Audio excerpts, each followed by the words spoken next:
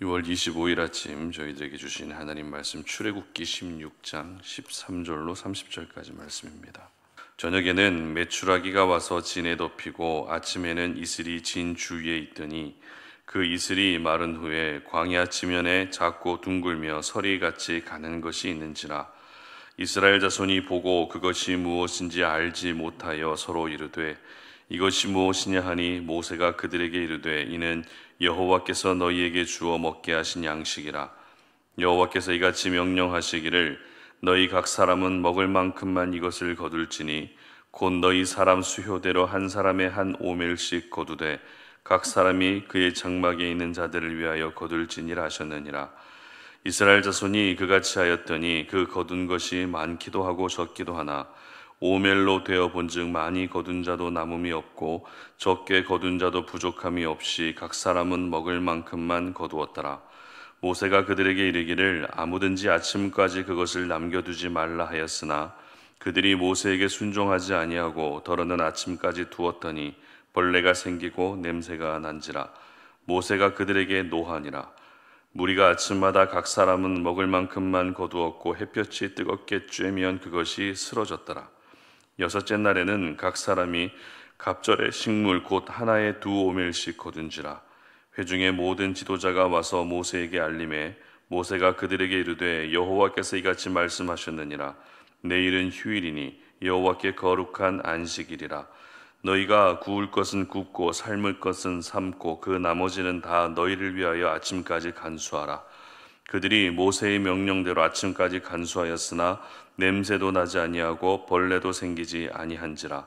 모세가 이르되 오늘은 그것을 먹으라. 오늘은 여호와의 안식일인즉 오늘은 너희가 들에서 그것을 얻지 못하리라.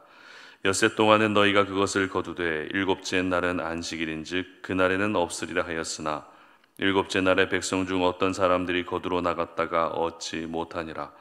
여호와께서 모세에게 이르시되 어느 때까지 너희가 내 계명과 내 율법을 지키지 아니하려느냐.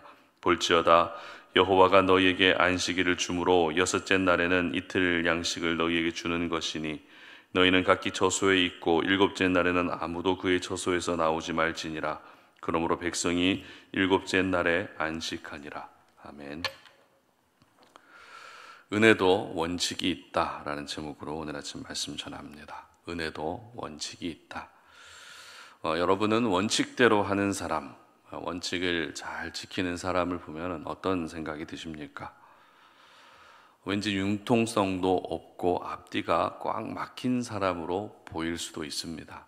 하지만 이 원칙이라는 것은 우리 사회의 최소한의 질서를 위해 꼭 필요합니다. 원칙이 뭡니까? 원칙이란 어떤 행동이나 이론을 일관되게 지켜야 되는 기본적인 규칙이나 법칙을 말합니다. 그래서 우리 삶 속에도 반드시 지켜야 되는 원칙이 굉장히 많이 있습니다. 그런데 이 원칙이라고 하는 것은 갑자기 생겨난 것이 아니죠. 오랜 시간에 걸쳐서 경험되어 왔고 실패와 성공을 반복하면서 검증된 것으로서 그래도 가장 합리적인 최소의 기준이 된다는 것입니다. 물론 원칙을 진리라고 말할 수는 없습니다. 하지만 원칙대로 했을 때, 그 원칙을 지켰을 때 여러 부작용과 위험 요소들을 줄일 수 있는 것은 분명하기 때문에 적어도 원칙만 잘 지켜도 큰 문제는 일어나지 않습니다. 그러나 문제가 무엇입니까?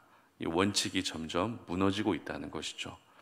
다시 말해서 원칙을 지키지 않아도 전혀 문제가 되지 않는다는 생각을 하는 사람들이 많아졌고, 이렇게 되면 결국 오랜 시간에 걸쳐서 세워진 많은 원칙들이 있다는 것조차도 인식하지 못하게 됩니다. 특별히 오늘 우리가 살펴볼 말씀에서는 하나님이 베풀어 주신 은혜에도 원칙이 있다는 것을 말씀하고 있습니다. 하나님이 이스라엘 백성들에게 베풀어 주신 은혜는 만나와 메추라기의 은혜였죠.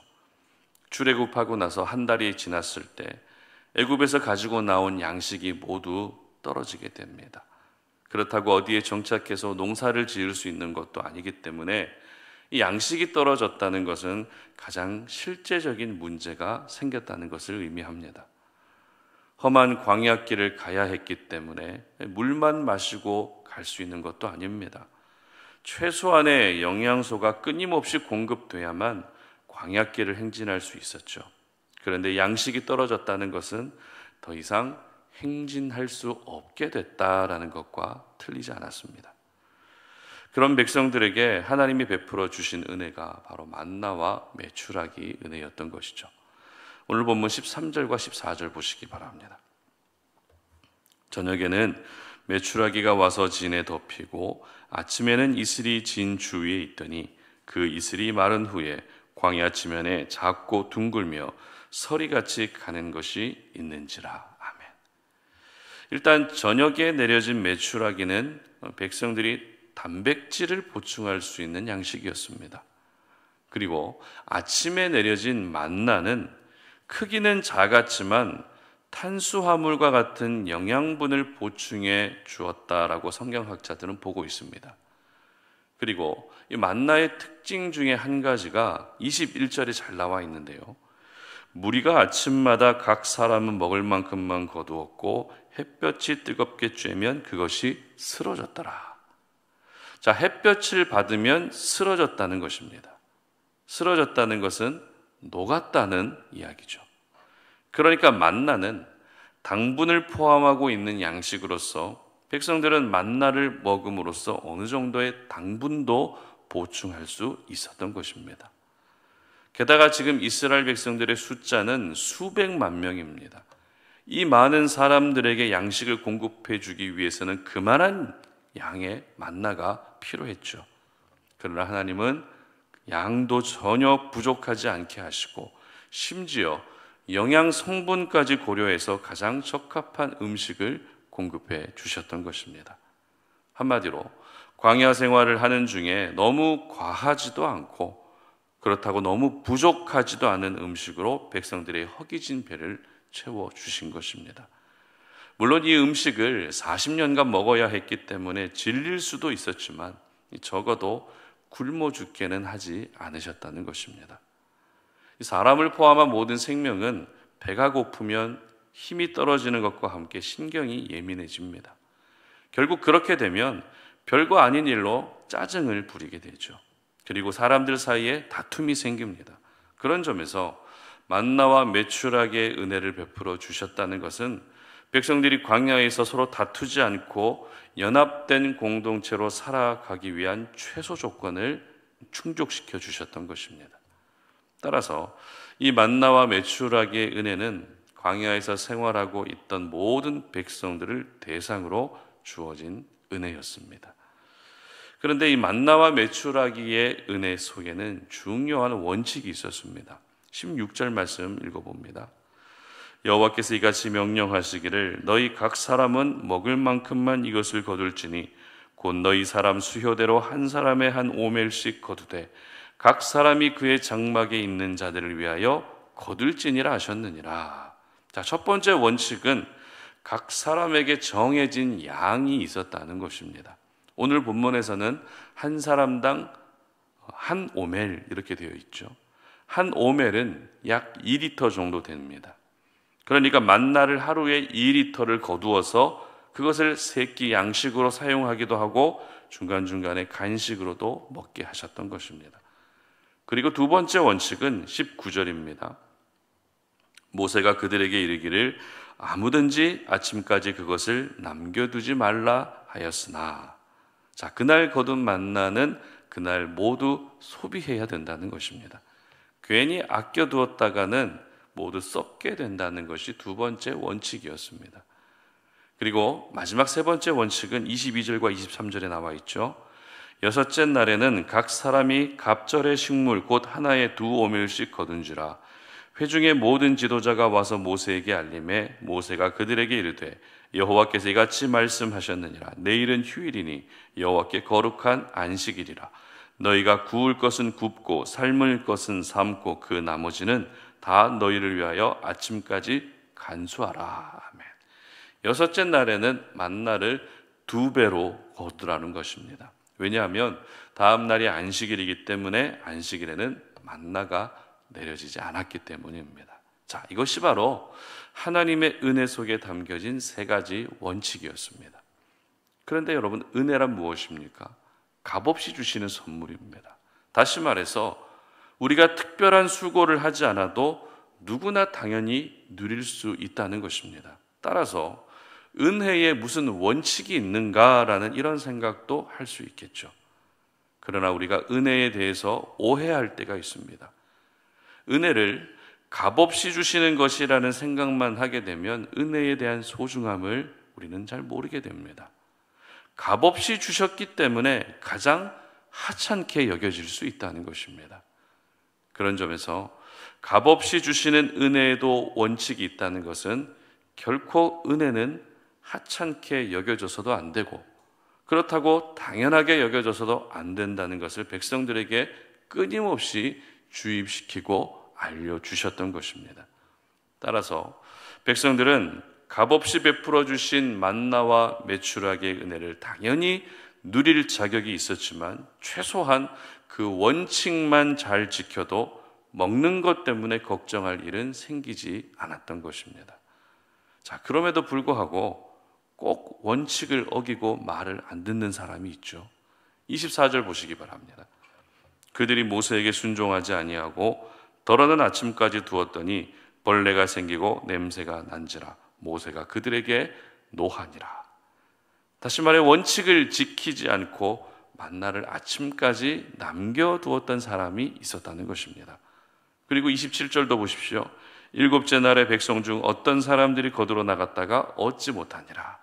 역시 원칙을 지키지 않고 안식일에 만나를 구하려고 나갔다가 헛걸음한 사람들도 있었다는 것입니다. 어찌 보면 이것이 사람들의 본성인 것 같습니다. 그러나 본성이라고 해서 원칙을 어기고 순종하지 않은 백성들의 모습이 절대 합리화될 수는 없습니다. 이렇게 만나와 메추라기의 은혜가 주어졌음에도 불구하고 그것을 제대로 누리지 못했던 사람들을 굳이 성경이 기록하고 있다는 것은 오늘을 살아가는 저희들 역시 그럴 수 있다는 것입니다. 그렇기 때문에 절대 그러면 안 된다라는 것을 우리에게 말씀하고 있는 것입니다. 그러므로 하나님의 은혜이기 때문에 그 은혜 속에는 반드시 지키고 기억해야 될 원칙이 있다는 것을 오늘 이 아침에 여러분 모두 기억하시기를 바랍니다.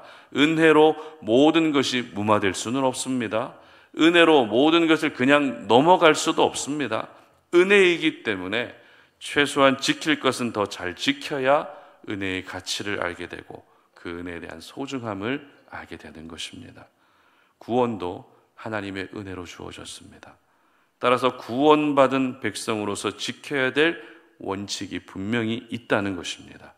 바라기는 그 원칙을 거룩한 하나님의 말씀 속에서 발견하셔서 말씀에 순종하는 것이 바로 은혜를 온전히 누리기 위한 원칙이라는 것을 꼭 기억하시기를 바랍니다. 그래서 원칙을 지켰을 때 하나님의 은혜가 더 귀한 감동으로 다가온다는 것을 깨닫는 저와 여러분 되시기를 주님의 이름으로 축복합니다. 함께 기도하겠습니다. 하나님 감사합니다. 오늘 우리가 주님의 거룩한 말씀 앞에 하나님의 은혜를 다시 한번 되새겨 봅니다. 값없이 주시는 선물, 그 귀한 은혜가 우리 모두에게 주어졌음을 깨닫습니다. 값없이 주셨기 때문에 하찮은 것이 아니라 값없이 주셨기 때문에 더욱더 지켜야 될 원칙이 있다는 것을 기억하는 저희들 되게 하여 주시옵소서. 그래서 무엇보다 말씀에 순종하는 것, 말씀에 기록된 대로 살아가는 것이 바로 은혜에 대해 원칙을 지켜가는 것임을 잊지 않게 하시고 원칙을 지켰을 때에 그 은혜가 더욱더 소중하게 다가오고 원칙을 지켰을 때에 그 은혜가 얼마나 값진 것인지를 깨달을 수 있는 저희들 되게 하여 주시옵소서. 감사드리며 예수님의 이름으로 기도드립니다. 아멘.